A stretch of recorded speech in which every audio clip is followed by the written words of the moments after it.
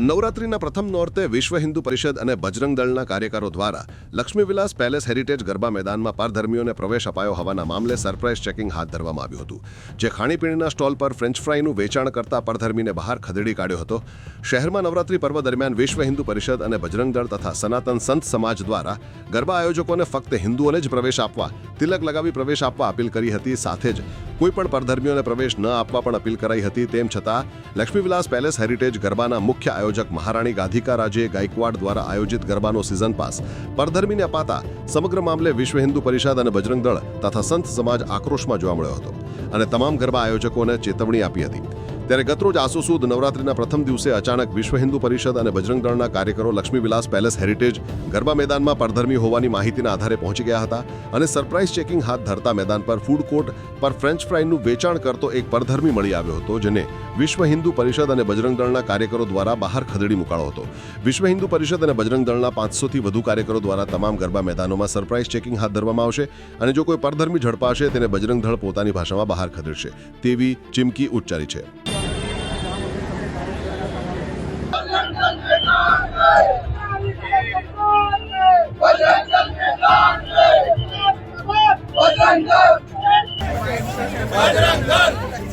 नारी के सम्मान में बजरंग दल मैदान में,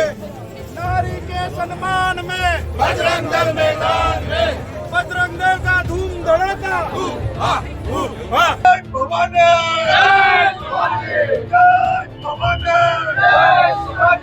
आ बहना आपने पकड़े थे कश्मीर में ऐसा नहीं हमने पकड़े थे बजरंग दल विश्व हिंदू परिषद पास पास से हमें नहीं बाहर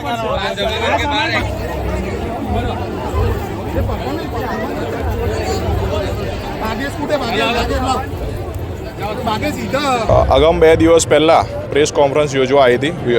આવી હતી વિશ્વ હિન્દુ પરિષદના કાર્યાલય પર। ત્યારે વિશ્વ હિન્દુ પરિષદે બજરંગ દલે એક સૂચના આપી હતી કે વિધર્મી મુક્ત નવરાત્રિ, તો આજે એના સંદર્ભમાં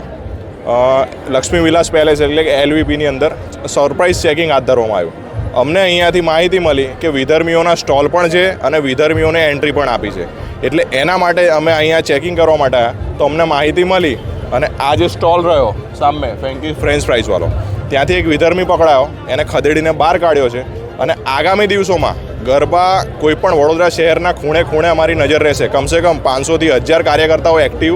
મોડમાં છે અત્યારે અને ગરબા બી રમે છે અને જે પણ વિધર્મી દેખાશે એને બજરંગ દળ એની યોગ્ય ભાષામાં બજરંગ દળની ભાષામાં જવાબ આપશે।